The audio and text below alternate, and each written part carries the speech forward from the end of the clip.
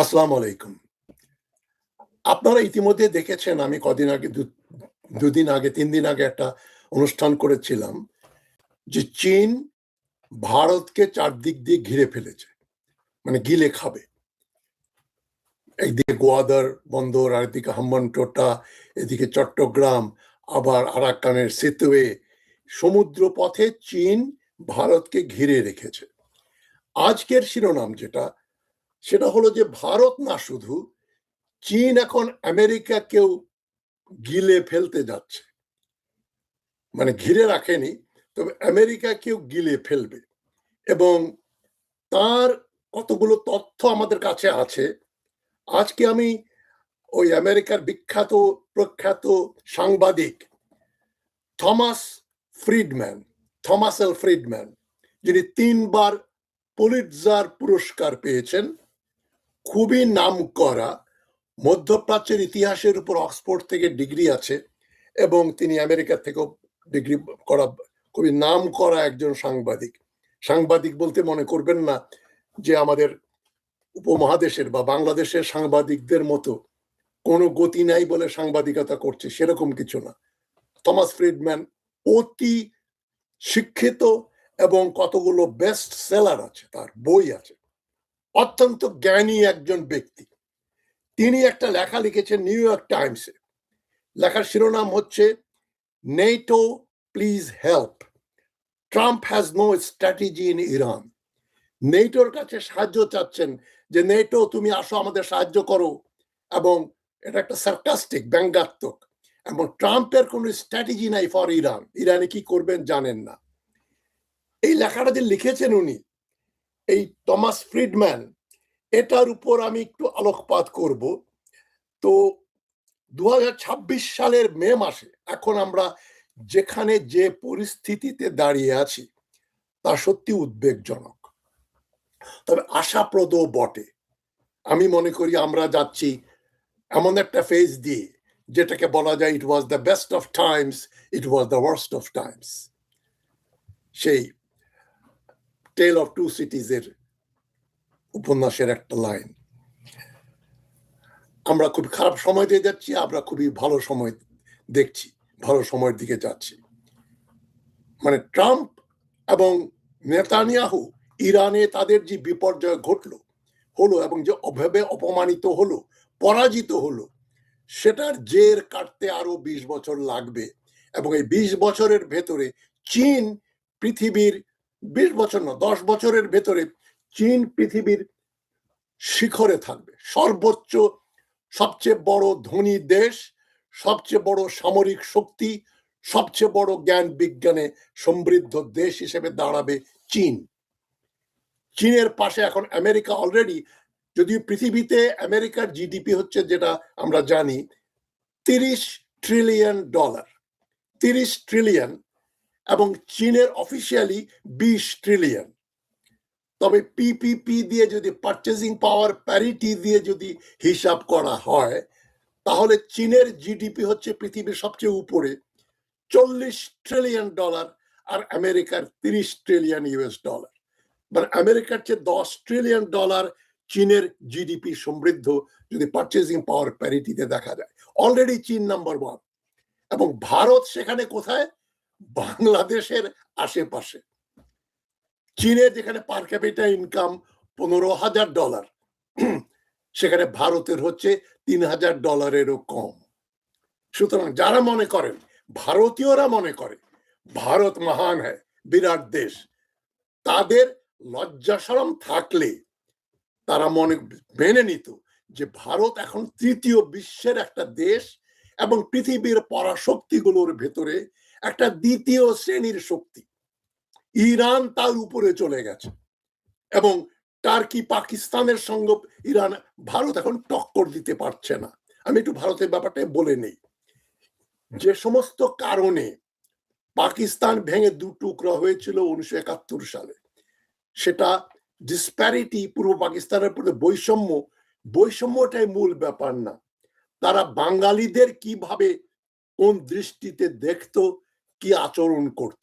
যদিও বাঙালি আর্মিতে, civil administration, অনেক উঁচু পদে সেক্রেটারি, মন্ত্রী, অনেক কিছু হচ্ছে, বাঙালির পার ক্যাপিটা ইনকাম বেড়েছে, পূর্ব পাকিস্তানে যা ইনভেস্টমেন্ট হয়েছিল পাকিস্তান আমলে সেটা ওই 24 বছরে যা হয়েছে সেটা পরে আর ওই জায়গায় আমরা যেতে পারিনি।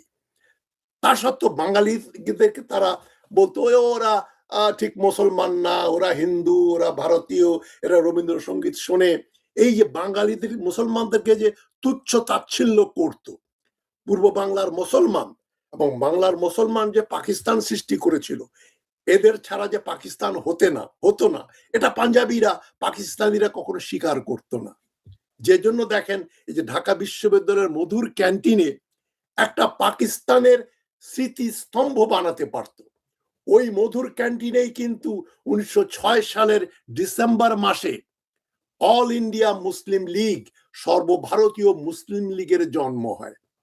এটা লাহোরের সেই যে 1940 সালের মার্চ মাসে যে লাহোর প্রস্তাব, পাকিস্তান প্রস্তাব যদিও বলা হয় নাই, সেই জায়গায় তারা একটা ইয়াদগারে পাকিস্তান টাওয়ার বানিয়েছে পাকিস্তানে। বাংলাদেশে তাদের পূর্ব পাকিস্তান আমলে উচিত ছিল যেখানে কলা ভবন, ওই জায়গাটাকে তারা পাকিস্তান স্কোয়ার নাম দিয়ে একটা বিরাট মিনার টিনার বানিয়ে ওটা ফোকাস করা উচিত ছিল। ওটা করলে বাঙালি মুসলমানের মর্যাদা বেড়ে যায় যে এরাই পাকিস্তানের সূত্রপাত ঘটিয়েছিল মধুর ক্যান্টিনে, নবাব সলিমুল্লাহর এই প্রপার্টিতে, যেখানে মুসলিম লীগ হয়েছিল। আমাদের দুর্ভাগ্য যে বাংলাদেশ সরকারও ওটাকে সংরক্ষণ করে রাখেনি। যাই হোক, ওটা নিয়ে আরেকদিন কথা বলবো। তো যে কারণে পাকিস্তান ভেঙেছিল, পূর্ব পাকিস্তানি বাঙালিদের হেয় করত। একই কারণে ভারত ভেঙে টুকরো টুকরো হয়ে যাবে এই ভবিষ্যৎবাণী আমি করছি। মুসলমানদের 20% লোককে মানুষ মনে না করা পশ্চিমবঙ্গে এখানে শুরু হয়ে গেল, এবং তার সঙ্গে রয়েছে দলিত হরিজন, এই যে অস্পৃশ্য, লিটারালি অস্পৃশ্য, তাদের চুলে হাত লাগলে হাই কাস্ট হিন্দুরা গোসল করে, নোংরা হয়ে যায়, নাপাক হয়ে যায় ওদের ধরলে। যাই হোক, একই কারণে ভারতও ভেঙে যাবে। সুতরাং ভারত কোনো ফ্যাক্টর না, China will be the factor, already হয়ে গেছে। সুতরাং এই হরমুজের এই যে নিয়ে যে যুদ্ধ শুরু হলো, তেলের দাম যে বাড়লো, এটার পরিণতি আমেরিকার জন্য ভয়ঙ্কর হবে, ইসরায়েলের জন্য ভয়ঙ্কর হবে, যে জন্য ডোনাল্ড ট্রাম্প এখন ভিক্ষার ঝুলি নিয়ে চীনে গেছেন। আজকের ভিডিওতে আমরা বিস্তারিত দেখব ট্রাম্পের ইরান পলিসি, ইরানের প্রক্সি নেটওয়ার্ক, আইআরজিসির কমান্ড স্ট্রাকচার, নেটোর ভূমিকা এবং এই সংকটের সম্ভাব্য ভবিষ্যৎ। ভিডিওটি শেষ পর্যন্ত দেখুন, ভালো লাগলে সাবস্ক্রাইব করুন এবং শেয়ার করুন এবং লাইক দিন। যাই হোক, ট্রাম্প 2025 সালের শুরুতে ম্যাক্সিমাম প্রেসার শুরু করলো ইরানের উপরে, স্যাংশন দিল, তেল রপ্তানি বন্ধের হুমকি দিল এবং নতুন নিউক্লিয়ার ডিলের চেষ্টা করলো এবং বলল যে আমরা ইরান যদি বিহেভ না করে তাদেরকে ধ্বংস করে দেব। কিন্তু ইরানের কাছে এমন ভাবে পরাজিত হলো মার্কিন এবং ইসরায়েলি সকল পরিকল্পনা, সেটার থেকে আর পিছিয়ে ফেরার কোনো উপায় নেই। কিন্তু ইরানের সঙ্গে বিপর্যয়ের পরে এখন বেইজিং এ গিয়ে ট্রাম্প এখন যা করছেন তাতেও কিন্তু আমেরিকার স্যালভেশন আসবে না, মুক্তি আসবে না। তারা এখন বডি ল্যাঙ্গুয়েজে দেখেন, ট্রাম্প যে চায়নাতে গেছে, শি জিনপিং এর পাশে একটা ভেজা বিড়ালের মতো শি জিনপিং কে বলছে you are the great leader. এই যে এতগুলো ব্যবসায়ী নিয়ে গেল, ইলন মাস্ক থেকে শুরু করে, যাদের এন্টায়ার অ্যাসেটের পরিমাণ হচ্ছে $5 ট্রিলিয়ন, $5 ট্রিলিয়ন যারা অধিকারী, সেই সমস্ত গুটি কয়েক ব্যবসায়ীকে উনি চীনে নিয়ে গেলেন ইনভেস্টমেন্ট করার জন্য, ব্যবসা বাণিজ্য করার জন্য। এটাতে চীনের উপকার হবে, আমেরিকারও হবে, তবে চীনের কাছে এখন আমেরিকা দায়বদ্ধ। চীনকে ডিঙ্গিয়ে আমেরিকা কিছু করতে পারবে না। কিন্তু বাংলাদেশের অবস্থা আমি মোটামুটি খুশি যে এখন তিস্তা ব্যারাজ প্রকল্প এখন চীনকে দেয়া হচ্ছে। তবুও বাংলাদেশের মন্ত্রিসভায় এবং কিছু ইন্টেলেকচুয়াল আছেন, তারা মনে করেন মার্কিন যুক্তরাষ্ট্র ও ভারত তাদের একমাত্র সহায়ক শক্তি। আমার সঙ্গে বাংলাদেশের এক টেলিভিশন চ্যানেলে একটা টক শোতে এসেছিলেন একজন বাংলাদেশি এক্সপার্ট সিকিউরিটি অ্যানালিস্ট।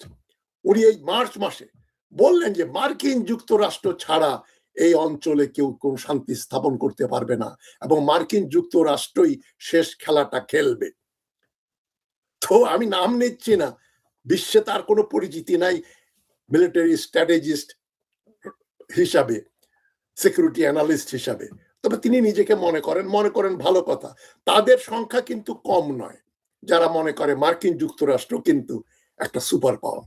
মার্কিন যুক্তরাষ্ট্রের দিন শেষ হয়ে আসছে, ভারতেরটা অলরেডি শেষ হয়ে গেছে। ভারত 2025 সালে পাকিস্তানের সঙ্গে 4 দিনের যুদ্ধে যে ভারতের বিপর্যয় ঘটল, যেটাকে একজন ভারতীয় অ্যানালিস্টই বলছেন, আকাশ ব্যানার্জি, যে চীন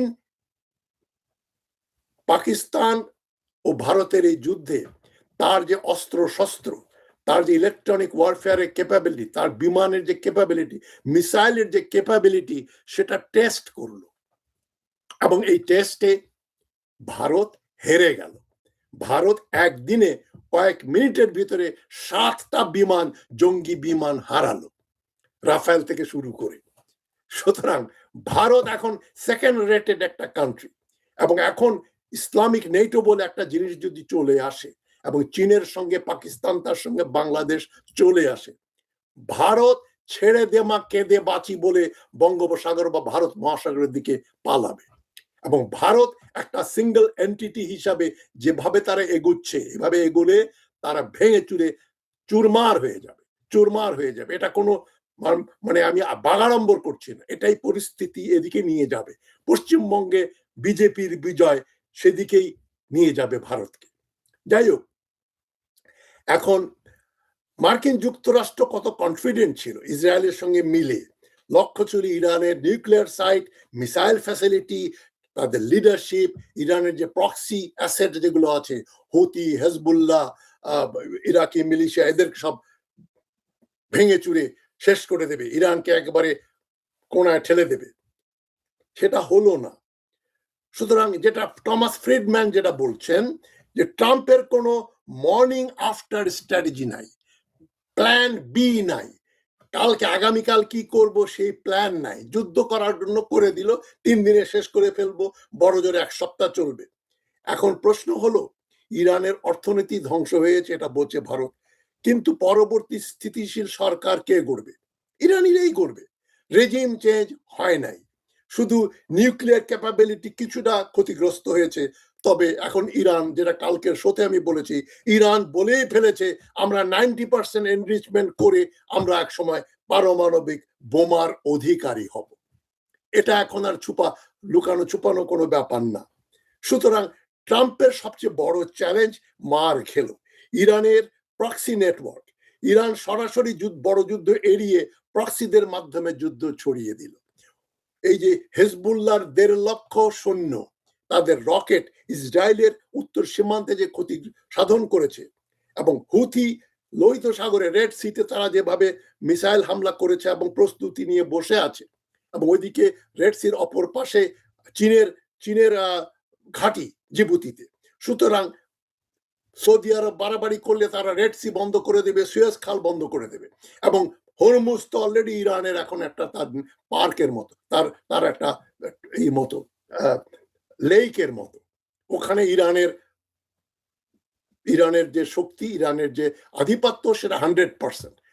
আমেরিকা যত চেষ্টা করেছে কিছু করতে পারে নাই। এবং ইরানের আরো মিলিশিয়া আছে, Iraqi Shia militia, Hamas, Palestinian Islamic Jihad, Hezbollah, Houthi, এবং তার সঙ্গে এখন মুসলিম বিশ্বের একটা অ্যালায়েন্স হচ্ছে।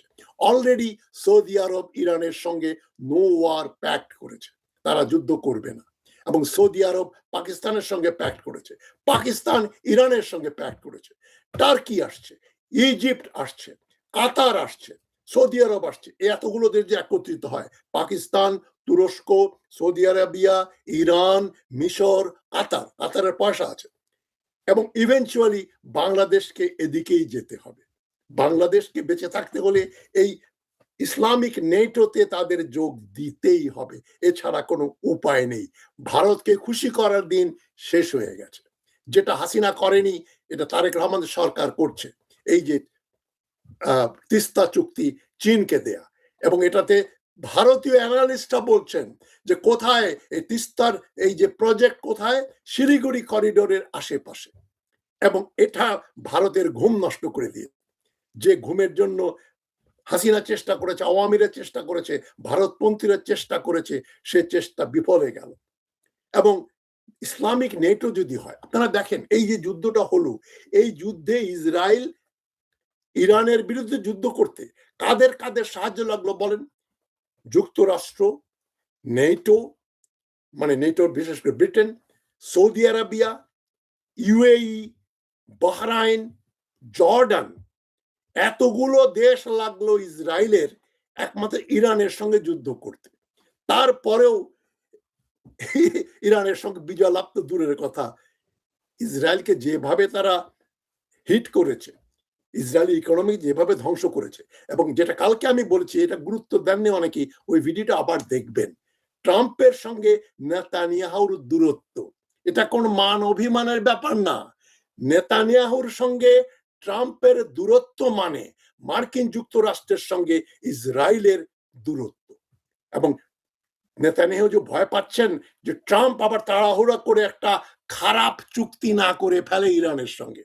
ট্রাম্প বলেছে, যেটা আমি কালকের ভিডিওতে বলেছি, ট্রাম্প বলবে যে আমাদের আর চুক্তির দরকার নেই, চুক্তি ছাড়াই আমরা ভালো আছি। তার মানে ইরানের উপর যে সমস্ত কন্ডিশন ছিল, ভেঙে ফেলবো, সুয়েজ খাল কি সরি হরমুজ প্রণালী তুমি ছাড়ো, আমরা দখলে নেব, তোমরা নিউক্লিয়ার প্রোগ্রাম করবে না, তোমাদেরকে কোনো ক্ষতিপূরণ দেব না, তোমাদের যে অ্যাসেট আটকানো আছে সেগুলো তোমাদের ফেরত দেব না, ইসরায়েলের চাপে যেগুলো বলছিল ট্রাম্প, সেখান থেকে সম্পূর্ণ সরে এসছে।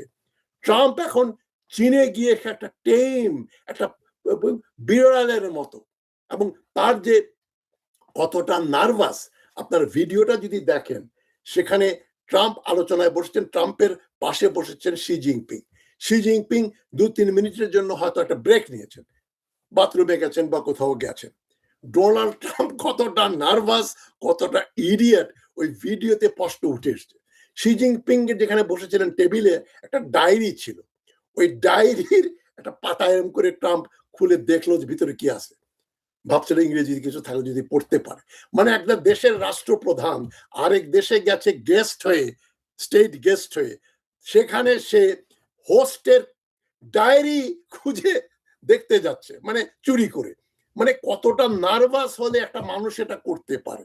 এবং শি জিনপিং কে প্রকাশ্যে বলছে ইউ আর গ্রেট লিডার, এবং শি জিনপিং চীনের যেভাবে তাকে রিসেপশন দিয়েছে, এটা ট্রাম্পের সারা জীবন মনে থাকবে।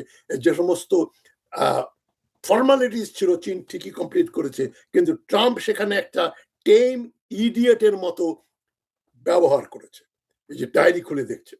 সো এখন ট্রাম্পকে শি জিনপিং বলে দিয়েছে, তোমরা যদি এখন তাইওয়ান নিয়ে বাড়াবাড়ি করো, তাহলে কিন্তু তোমাদের সঙ্গেও আমাদের যুদ্ধ হওয়াটা অনিবার্য হয়ে যাবে। এর চেয়ে বড় মেসেজ আর কি হতে পারে?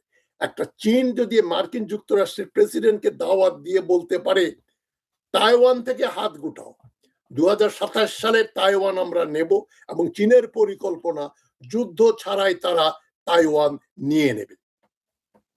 সুতরাং এটা একটা চপেটাঘাত মার্কিন যুক্তরাষ্ট্রের জন্য।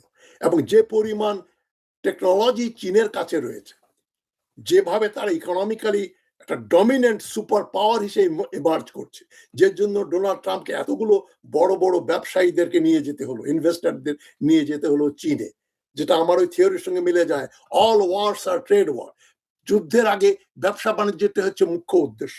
সেখানে এখন আমেরিকা দৃষ্টিপাত করছে, তাইওয়ানে কি হবে, ইরানে কি হবে, এগুলো নিয়ে ওরা বুঝে গেছে যে কোনো লাভ হবে না।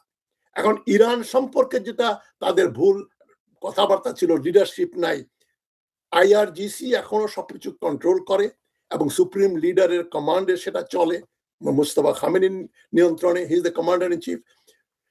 এবং কুদস ফোর্স নামে একটা ফোর্স আছে ইরানের, এরা বিশ্বে যত প্রক্সি ওয়ার গুলো তারা পরিচালনা করে।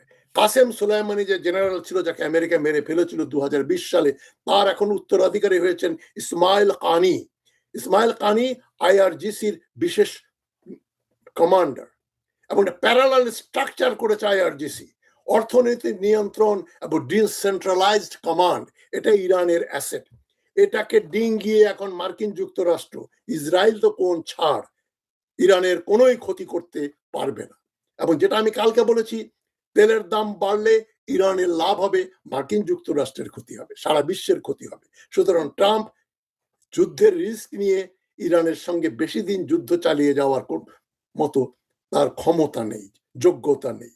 সুতরাং নতুন ডিলের মাধ্যমে শান্তি আসবে, দীর্ঘস্থায়ী স্টেলমেট ও প্রক্সি যুদ্ধ চলতে থাকবে। তবে আরো বড় আঞ্চলিক যুদ্ধের সম্ভাবনা আছে যদি ট্রাম্প ইসরায়েলের প্ররোচনায় আবার এখানে নাক গলাতে যায়। এবং Islamic NATO, it's a question of time. Already Pakistan, Turkey, Saudi Arabia চলে এসছে, ইরান এখনো সাইন করেনি। ইরানও আসবে, মিশর আসবে, কাতার আসবে এবং ভবিষ্যতে বাংলাদেশও সেখানে জয়েন করবে বলে আমি বিশ্বাস করি। এবং ইরাক সেখানে আসবে, সিরিয়াও আসবে। ওদের সরকার চেঞ্জ হলে আমেরিকান পন্থী সরকার বেশি দিন আরব বিশ্বে টিকবে বলে আমার মনে হয় না।